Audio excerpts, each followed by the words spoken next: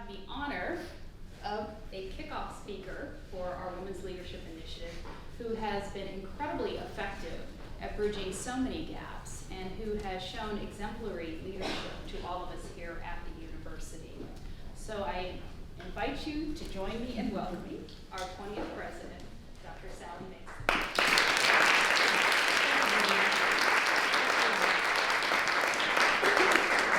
Well, thanks for spending your lunch hour with me. I'm not sure whether you'll decide food was a smarter option or not by the end of this, but I hope that we can have a good conversation. And I do want to leave some time at the end for your questions and for your just conversation, to hear your thoughts as well. It's incredible to be in this space.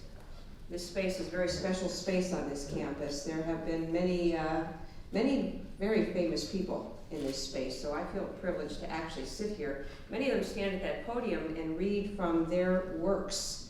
I would call them works of art. They're works of literature. Many of them are works of art as well.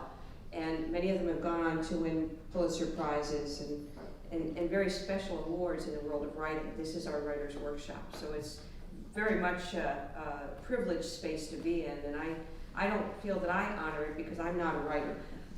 So one thing I would love to have done in my life is to have written the great American novel or done something along those lines, but that's probably not in the cards, at least as long as I'm working. I can say that. I do want to thank Georgina, Lindsay, and Kim for organizing this. Spectacular job, ladies, and I'm not surprised. I know that this has been a passion for Georgina for a while, and she's had great help in putting this all together. So it's a special afternoon for all of us. And who's watching the women's basketball team? You all have a game this weekend.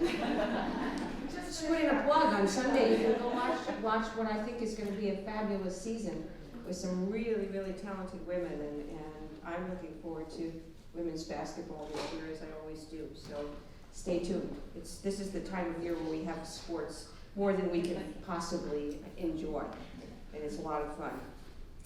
Now, I was asked today to talk a little bit about, I'm going to talk a little bit about leadership generally, my own experience and how I got into this job. That's kind of an interesting story. And then really wrap it up with your thoughts on leadership and perhaps questions that you might have for me. No question is foolish, no question is small or trivial. Please feel free. This is a chance.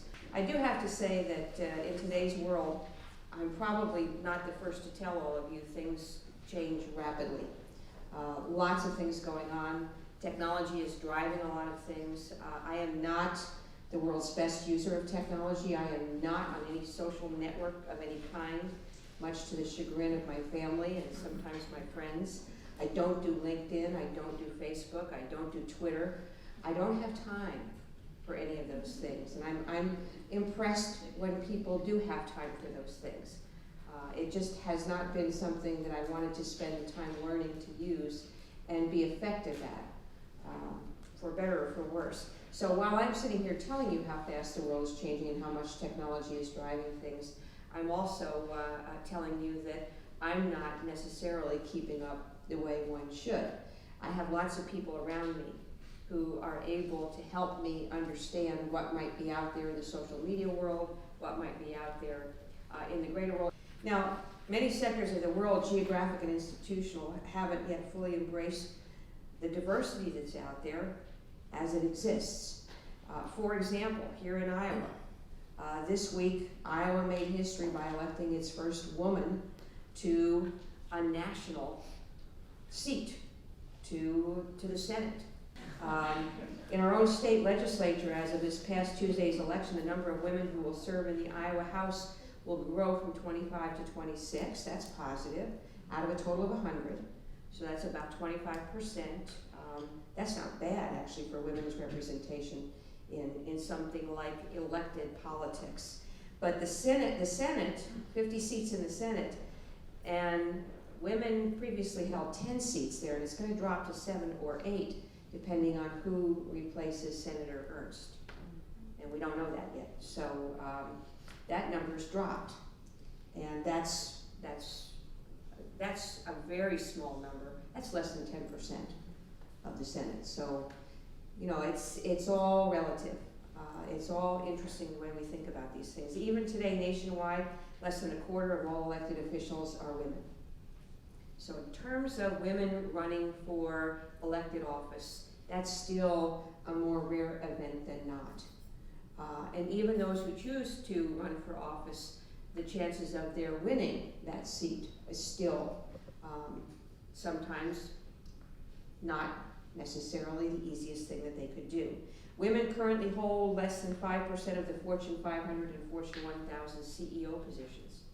It's kind of an interesting figure, less than 5%. And according to the most recent statistics from the American Council of Education, the organization that Georgina was mentioning, only 26% of college presidents were female. And this is their most recent data actually goes back to 2011. And I can tell you it actually hasn't improved. It has plateaued and it has started to drop. That's another interesting idea. And honestly, that 26% was the high watermark. That was up 3% over the preceding 4 years. And at that point it plateaued, and now it's been slowly eroding. As I look at my AAU colleagues, the group of universities that we happen to be a part of, and there's only 92 AAU universities, Canadian and American, and it's public and private, but they're thought of as being some of the best universities in these two countries. Fewer than 10% of us are women. So it's, again, small numbers. 20 years ago, it was worse. 20 years ago, that 26% number I mentioned was actually 9%. And women leaders in higher education are showing progress, but it tends to be somewhat slow, and it tends to show, rather than having peaks and valleys, it tends to get to a certain point, plateau, and if you're lucky, you'll hold on to the plateau. And if not, it'll start to erode. So we have a lot of work to do. We have a lot of work to do as women if, in fact, we believe that women should be represented in leadership positions in the important and significant roles in society today. And you can argue with me whether Fortune 500 or Fortune 1000 CEOs are really important, playing important roles in society today. Like it or not, they command a fair amount of attention. So not to put too much pressure on you, in the future of higher education in our society in general, I think does lie in the hands of women, and lies in the hands of women who know the challenges and the opportunities that are before us, and those who are eager to learn and work toward a better world for everyone. Because I hope that if you seek positions of, whether it's elected service, whether it's appointed service, whether it's corporate service, whatever it might be, I hope you're doing it for reasons other than, wow, that's a cool title, oh boy, I'm gonna get a big salary. Because if those are the drivers, you're gonna be very disappointed. Life gets very, very challenging when you break through some of the glass ceilings that are out there. And it gets challenging in ways that even you can't imagine. I can say that from personal experience. Now let me say just a little bit about my own path to higher education leadership, because I want to share with you a little bit of information that comes from the literature, because I still am an academic at heart, and I still go to the literature and look and see what people have written about and what kind of research has been done on these things. And recently, in 2007, Susan Madsen published an article, and it was entitled Women University Presidents, Career Paths and Educational Backgrounds. And it was in the journal Academic Leadership.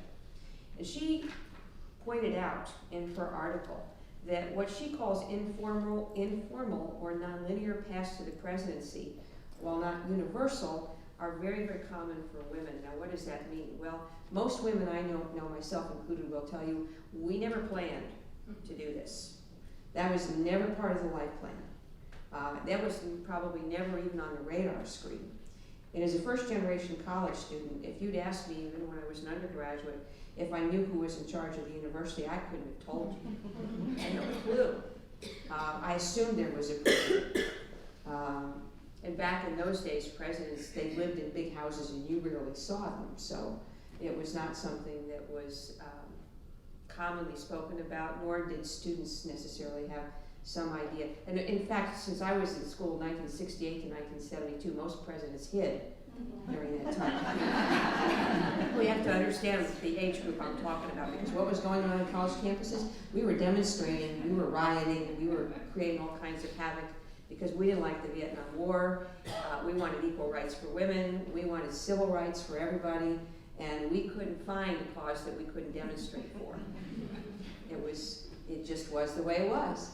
The people with hair my color are smiling and nodding, so I know I'm getting to some. Well, Madsen looked at both previous research and interviewed, at the time, 10 then current U.S. female presidents, and none of them in her sample had an official career path to becoming university president. And in fact, the common theme was, I didn't plan to go into administration, it just happened. And it still is happening that way today for many women. Although I do have more that are intensely curious about how do you get there, how'd you get there? And they'll ask that question. So I know at least they're thinking about it, which is not a bad thing. You know, don't be ashamed of thinking about it. I was raised at a time when faculty believed that administrators were people over on the dark side, and you were bad people. And in fact, you did administration because you probably couldn't do anything else well. So we'll just put you in an administrative office and keep you out of the mainstream and not let you teach our students or do that research or whatever it was you were doing before you became an administrator. And there is a whole generation of us that believe that that was really the wrong way to think about administration. And in fact, if you had good leadership and you had good administration, it made the system better for everyone. And that's sort of where I hope we can end up today. Now, if Madsen were to interview me today, she'd hear the same thing. I had no plan to go into administration, it just happened. And one of her conclusions is that successful women leaders did not intentionally look for leadership positions. Instead, what they do is they worked hard in their current jobs, they performed to the best of their abilities. And I think a further conclusion might be that they were rewarded for their good work with administrative jobs that carried enormous responsibility. Now think about that. Is that a reward? And perhaps at one point in my life I might have thought that. I'm not so sure today. I'm truly not. Now, my dream never was to become an administrator. Just getting to college was a big part of my dream, since I was the first in the family ever to go. So getting to college and then figuring out what you were going to do beyond that was something that was wide open as far as I was concerned. And I was lucky, because I was very fortunate my freshman year, having been placed in an honors program and getting a little more personal attention at a big public research university. I was able to navigate my way to something that really sparked my passion immediately.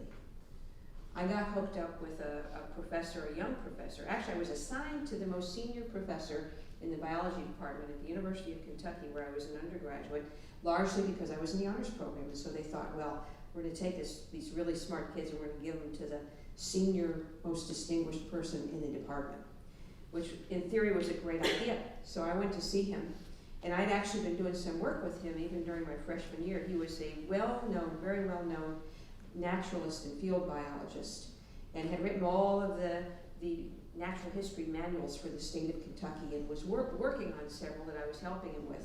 And so we sat down for my first advising appointment about halfway through my first semester in college, and he looked at me and he says, so what do you want to do when you grow up?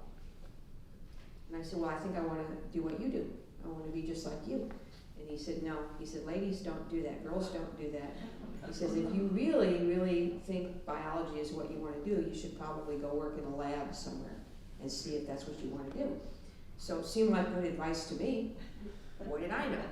I actually went down the hall, as it turned out, to the lab of a young professor who was there, whose course I was taking and enjoying a great deal. And I walked in his lab and I said, can I do research with you? Now, how's that for stupid? And he didn't throw me out. I mean, the good news was he didn't throw me out. We had a good conversation. He gave me some things to read and told me to come back in a week, which I did. And he had these lovely scientific papers that he had written that he'd given to me to read, which I understood nothing of. Still clueless, I still went back a week later. We had another conversation. The one thing I got from those papers that he had written was that he was using bullfrog tadpoles in his research. And because I'd been out in the field so much, I knew where there were thousands of bullfrog tadpoles. And he was paying money to a supplier to get bullfrog tadpoles, which I found astonishing. I said, you pay for those things? I know where we can get them all for free. We just have to sneak on these farms where these ponds are. And if you'll just get me some waders and a net, we can go out and do that today if you like. And we actually, over many, many years, we've stayed very, very good friends, but we had a great relationship from day one. I showed him how to get bullfrog tadpoles. He taught me what research was all about. He told me, he says, I know you think you want to be a teacher. He says, what you want to be is a professor. You want to do what I do. Because he realized that not only was I pretty good at research, I really loved doing it. And I had a natural knack for asking questions and figuring out where to go with research projects. And I did that my entire undergraduate career. My junior, senior year, he gave me a chance to teach a little bit in the intro labs. Loved that too. So when it came time for graduate school, he helped me figure out how to go to graduate school. And because I told him, I said, we don't have enough money to send me here for undergraduate school. I can't imagine going home and telling my parents I'm going to stay in school, which is what I ultimately did. And I explained to my dad when I went home that day, and I told him I'm going to graduate school, and he got this pale look about him. I said, and the good news is they're going to pay me to go. At which point he was fine with it. It seemed like the most natural thing ever. Now I would tell you that both my mom and dad have passed away now, but towards the end of his life, and by this time I was a full professor, I had been in a department head, I'd been an associate dean, I was on my way to becoming a dean. I was home for Christmas that year with him, and it was the year before he passed away. And at Christmas time, he was on the phone with his sister, and I could tell he was talking about me, and she had asked, and he said something like, oh yeah, she's doing fine. She's still in college, but it doesn't cost me any money. So, not sure how much he actually fully appreciated what he had created, but he was proud. I knew he was proud, and even though he didn't know what he was proud of, he was enjoying it quite a bit. And he was a large part of the reason that I was interested in what I was interested in, because I remember as a kid in the 50s, sitting outside with him pointing up to the sky. This is a guy with no education. He was a truck driver. He immigrated to this country when he was 12 and didn't speak any English. They put him in kindergarten. What a horrible thing to do to a 12-year-old. So he taught himself English by reading the dictionary.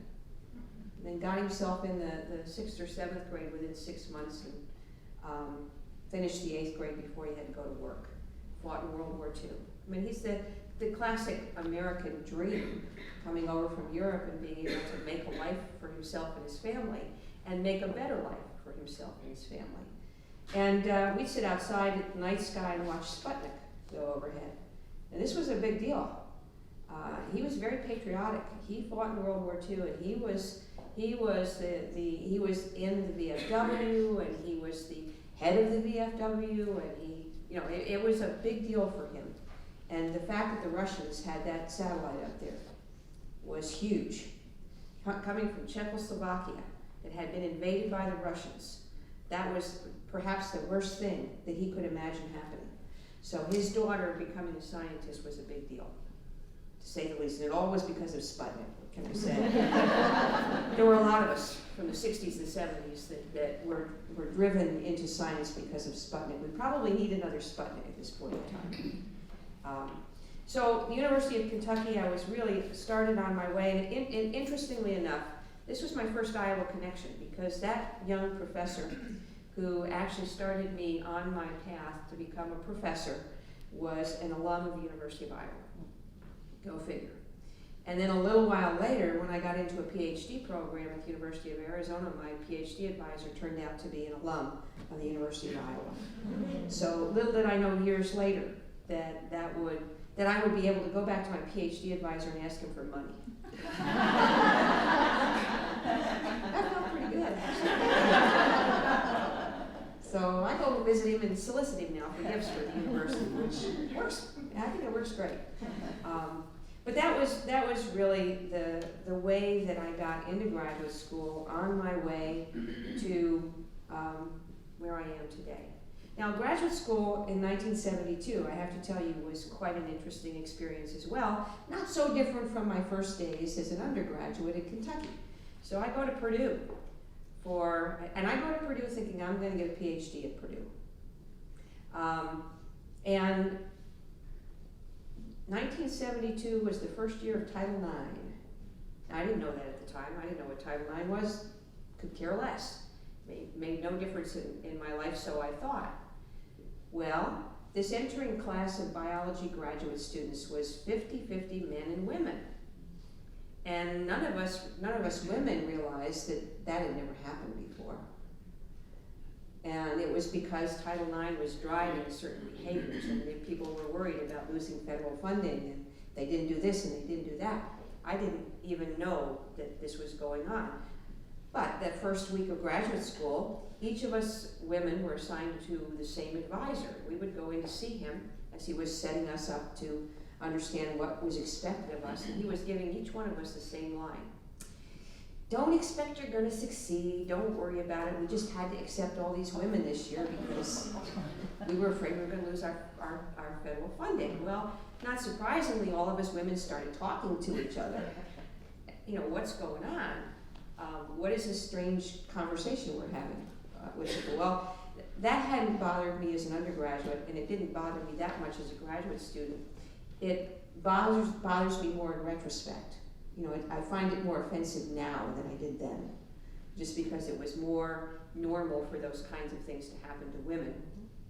And there were those of us who were just darn stubborn. And that's what it came down to. There were those of us who were very stubborn. That class of 25 women graduate students, only 2 of us ended up getting PhDs, and I did not stay at Purdue to complete my PhD. I had some interesting experiences at Purdue. I completed a master's degree there. I had actually a PhD advisor. In this spring of my first year in graduate school, I finally found an advisor who was willing to work with a woman who was willing to work hard, and we had sort of settled on a subject. And then I unfortunately was involved in a car accident and ended up in the hospital for the rest of that semester. While I was in the hospital, he passed away. Oh, no. So it's like, okay, what should I do? When I got out of the hospital and was able to return to school the following fall, I sat down with a younger faculty member at Purdue, someone that I had as an instructor in one of the classes I took, and I said, what would you suggest I do? And he said, well, what are you most interested in? And we talked about that for a while. And I realized that what I was most interested in was not something that they did that much of at Purdue. So what he did was he helped me find a person, the right person to write to. And I found 2 right persons, one that was in Buffalo, New York, and one that was in Tucson, Arizona. And over spring break of my second year in graduate school, I drove to Buffalo, New York, and it was snowing. And I thought, oh God, more snow. I'm not sure I can take too much of this. And I met with the individual, and I liked him well enough, but then I turned around and I drove to Tucson. And I fell in love with both the climate and the person. So it was like, okay, this feels right, this is perfect, this is where I'm gonna go. And 4 years later, I was able to complete my PhD. So that worked pretty well. Now from there, lots of things happened. I did a postdoc for 1.5 years, almost 2 years at Indiana University before going to the University of Kansas, which was my first academic job. 1980, this was a tough time to get jobs. It was a tough time to get grants, it was a tough time to get jobs. Mortgage interest rates were 16%, 17%. Think about that, those of you who own property and may have a mortgage today. And everyone was saying, we're never going to see those mortgage interest rates like our parents back in the 50s saw of 3 and 4%. Well, if you've got a mortgage that's higher than that today, go out and refinance. It's it's remarkable what can happen over time. But it was a tough time to be starting careers. The job market was terrible. NIH grants, the payout rate was down around 10%. Sound familiar To those of you who are in science today, this is pretty much where it is today too. So we have these ups and downs, these peaks and valleys, and we were just coming off a number of years of Reaganomics, some of which had worked well, some of which hadn't worked at all, and so the economy was very, very rocky, very bumpy. But I got a job, got an academic job, and actually loved the place I was at. University of Kansas, Lawrence, Kansas, if you've never been there, it's a lot like Iowa City. The university has a profile that's very similar in some ways to the University of Iowa. Although I will tell you that the University of Iowa has better quality programs almost across the board, which makes me very proud to be here. So I, like every new faculty member, I went to the University of Kansas and said, I'll try this out for a couple of years, we'll see how it goes. 20 years later, I'm still there. And along the way, I had opportunities. I had some very strange opportunities, in fact. The first opportunity being literally just weeks before I was about to be promoted and tenured. I had the opportunity to take over as interim department head. Not something I ever recommend you do, not at that stage in your career. You know, if you're really serious about academic administration, do what you need to do as an academic first, and think about administration later.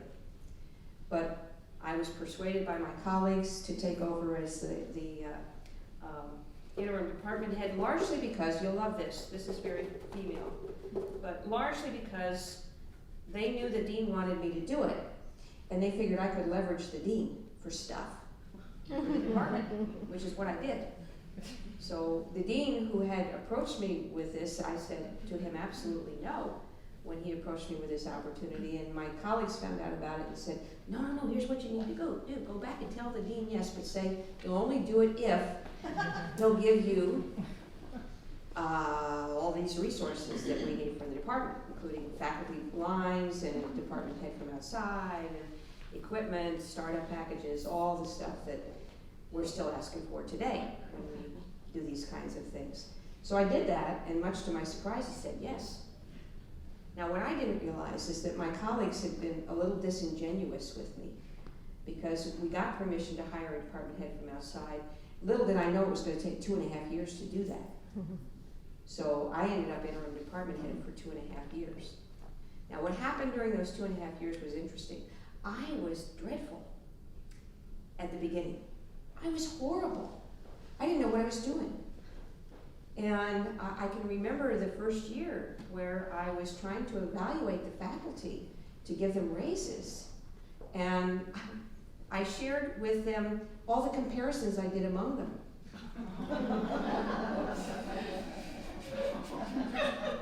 Just wonder any of them talked to me after that. But remember, they had sort of roped me into doing it. So fortunately, several senior members of the department decided, we'll sit down with her, we'll explain it to her. I then went around and I apologized individually, and I never did it that way again. But I didn't think I was ever going to have to do it again. That was the interesting thing. So in the second year and the third year, when I had to do it again, I was far more skilled at doing it. And actually, what happens, and I had the opportunity to sit down with a woman who became provost during the time I was department head.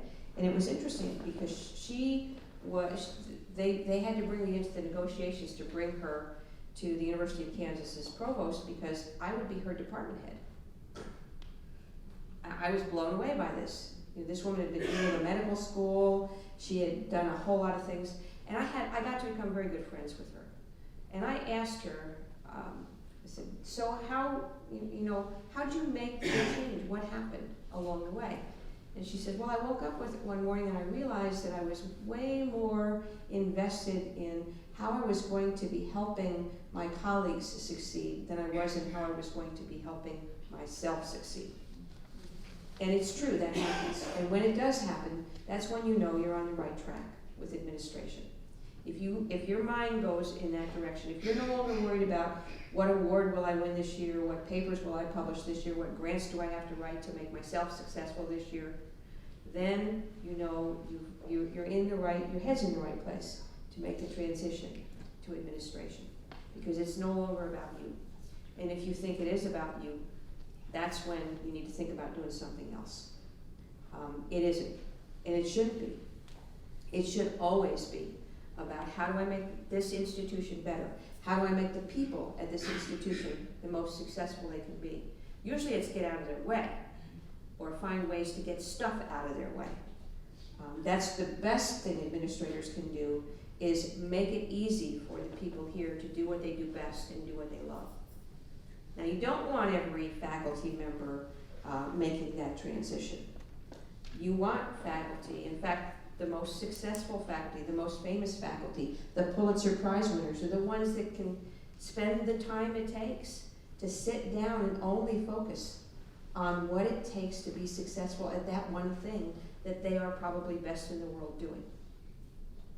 And I realized at some point along the way that I get a lot more satisfaction, a lot more joy out of helping other people get to that point than I would myself trying to get to that point. And that's okay. Sometimes you have to let yourself do these things too. And women are reluctant, oftentimes, to let themselves do these things, or even to acknowledge that that's where they want to be, without a doubt. Now, I want to say a couple of things. I could probably go on and on all day about how I ended up here, but I don't know that that's the most useful thing. I want to take a few moments and outline a couple of the lessons of leadership that I learned from the experiences that I have had along the way, including some of the experiences I've had here. It's hard for me to believe it's been 8 years. You know, I'm in my 8th year as president. That's that's an undergraduate degree and a PhD right there. At least on my time schedule. Mentorship. That word is often overused, but I have to say that along the way I had some fabulous people who helped me. And most of them were men. Absolutely most of them were men. So mentorship is really important, and it doesn't matter who they are, as long as you trust them, as long as you can have good conversations with them, because it isn't about you just soaking up whatever it is they have to give you. It really is about friendship, trust, learning from each other. One of the greatest experiences I had was as provost at Purdue University, where I got to work very, very closely with Martin Jischke, who had been president at Iowa State before he became president at Purdue. And he had a reputation at Iowa State, not a great reputation with the faculty. They didn't much care for him because he was brusque. He could be very intimidating because he not only was he viewed oftentimes as the smartest person in the room, but he really was the smartest person in the room. He was a rocket scientist. And one of the smartest men I ever had the pleasure of being around. But he could be very, very intimidating to many, many people, and they didn't like him. He had a lot of rough edges. I was a great compliment to him because I could soften out all those rough edges, and as long as I kept him away from the faculty, he had great relationships with them. He was beloved by them. It was terrific. And we worked really well together. And he was a great mentor when it came to, and from the very beginning, he said, you have what it takes to be a university president. You just have to decide if that's what you want to do and when you want to do it, and I'll help you get there. And he did. Without a doubt, he did.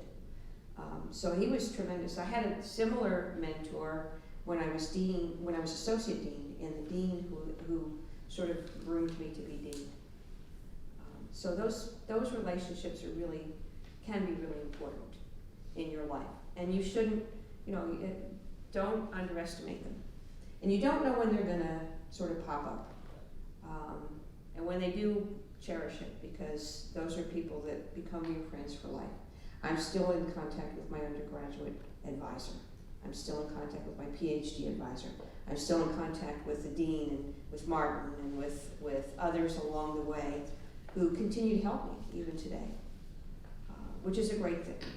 I've had the privilege, I'll call it that, of being the first woman dean of arts and sciences at the University of Kansas, of being the first woman provost at Purdue University. that was kind of fun going back there, given the experience I had in graduate school. Some of those guys were still on the faculty.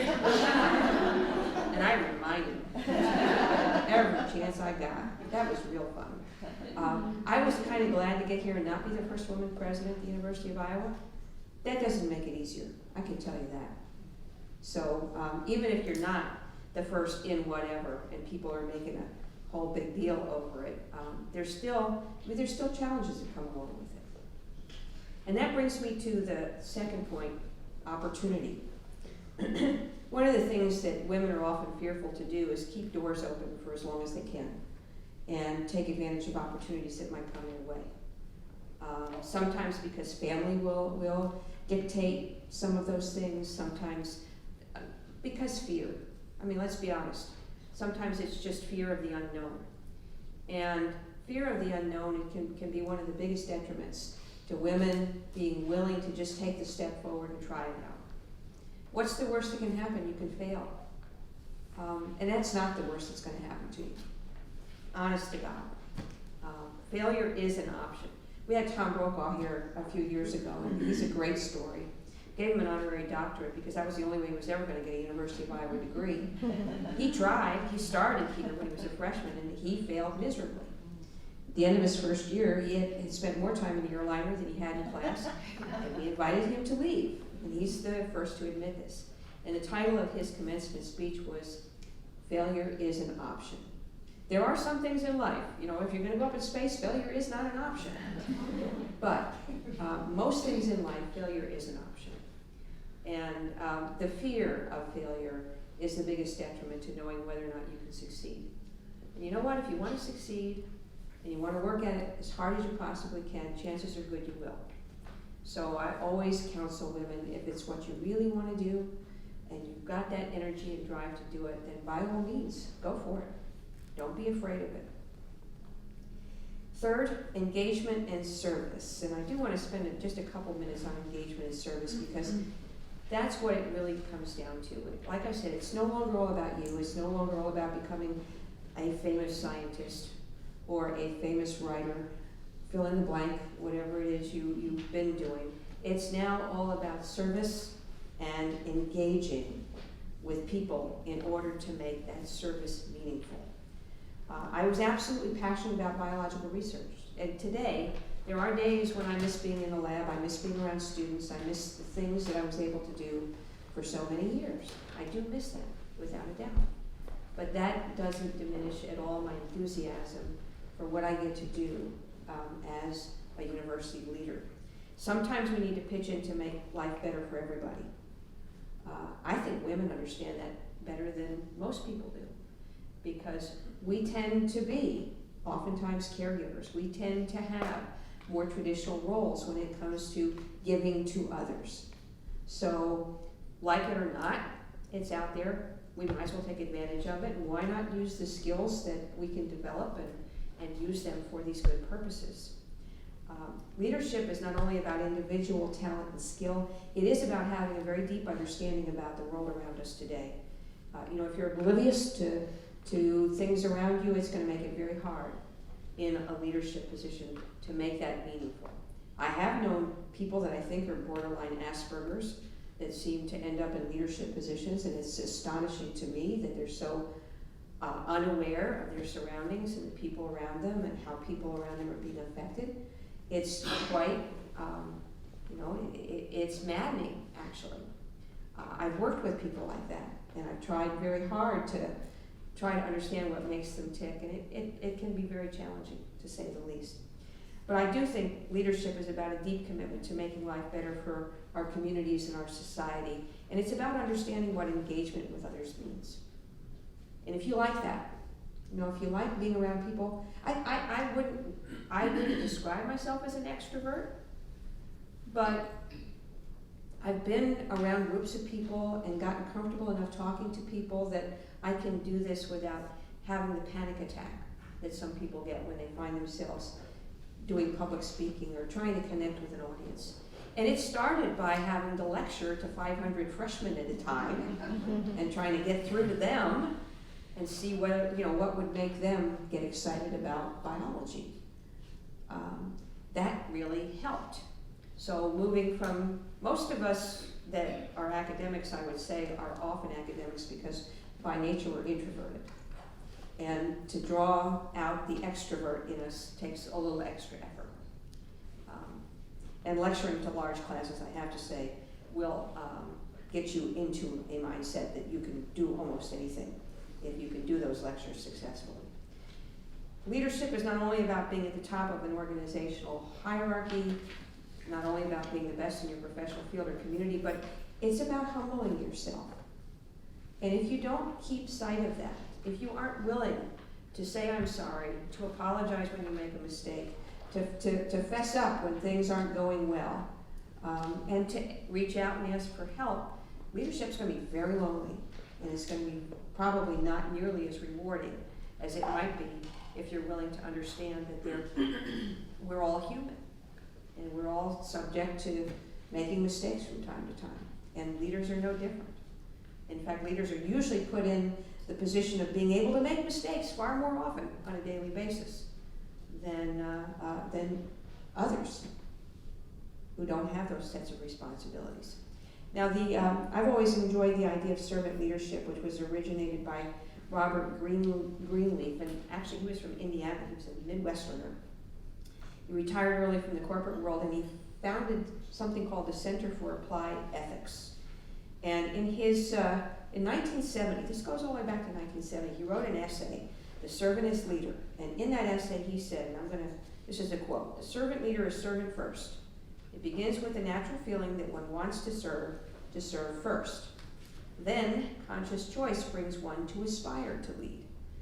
The difference manifests itself in the care taken by the servant first to make sure that other people's highest priority needs are being served." This is something, I teach a leadership class today, this is something that we go over with all of these young freshmen, these young, brilliant minds that are already thinking about leadership and aspiring to leadership. I want them to understand this. This may be, and this is very much opposed to the idea of competition. Now, some of you might realize that the Latin origin of the word compete means something closer to striving together than it does striving against each other. My coaches probably understand this because when you're coaching a team, that team has to be together. You're competing against another team, but the internal competition isn't necessarily what you're looking for.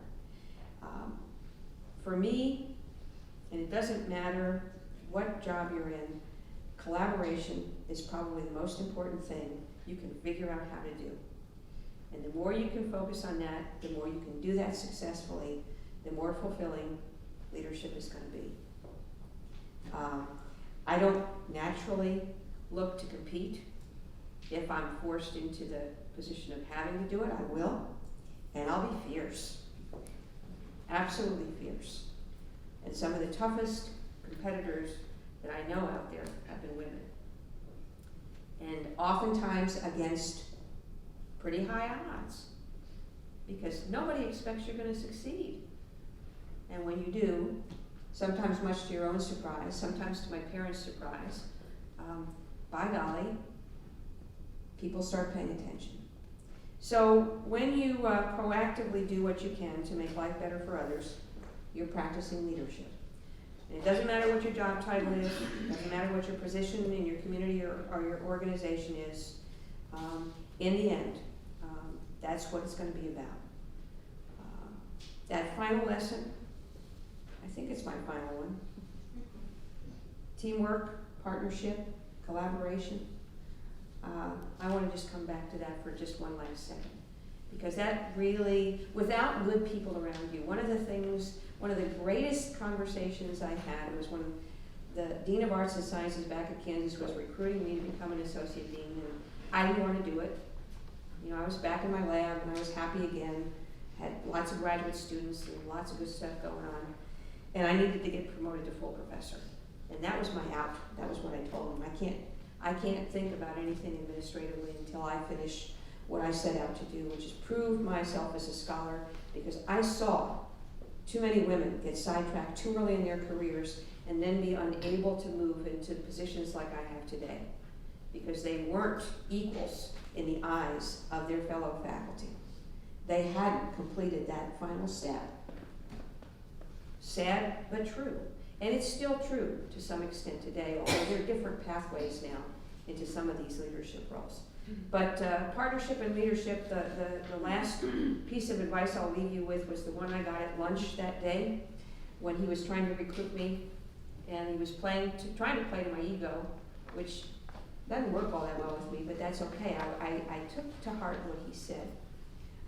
And what he said was, I try and surround myself with the smartest and best possible people I can.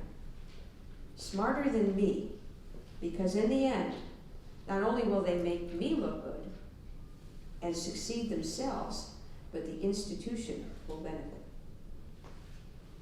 Simple lesson.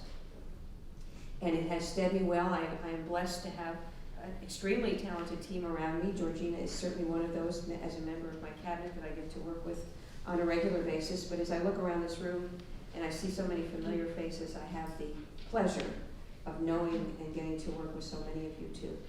I'm going to stop there, and let's, did I leave any time? A little bit of time for questions and comments.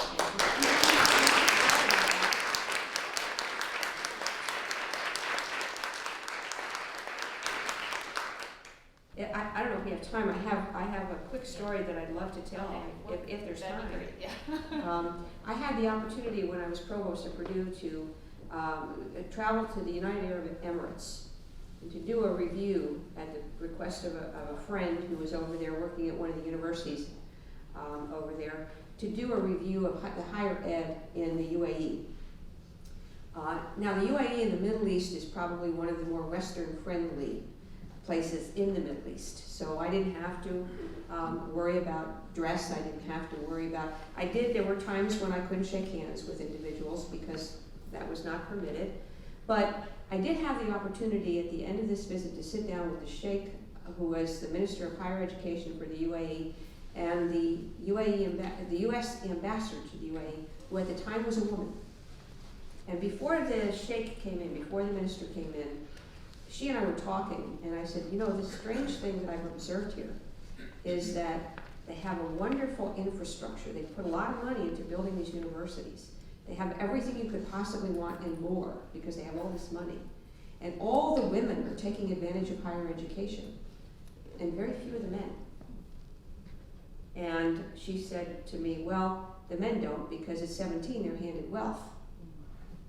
And the women do because they know the only option they have is if they're educated, there may be some other options for them along the way. So when the Sheikh came in, it never occurred to me that I could ask this question, but she blurted it right out. She said, Sheikh, we've noticed that in your country, all of the young women are getting educated, but very few of the young men. What does that mean for this country in the future? And he was very, very well educated, thoughtful individual. Turns out he was married to a Harvard PhD. So his wife was very well educated too. And he smiled and he said to us, the two of us women, he said, what that means is that at some point the women will take over and be in charge, and maybe that can't happen too soon. So maybe that's the best note I can leave on.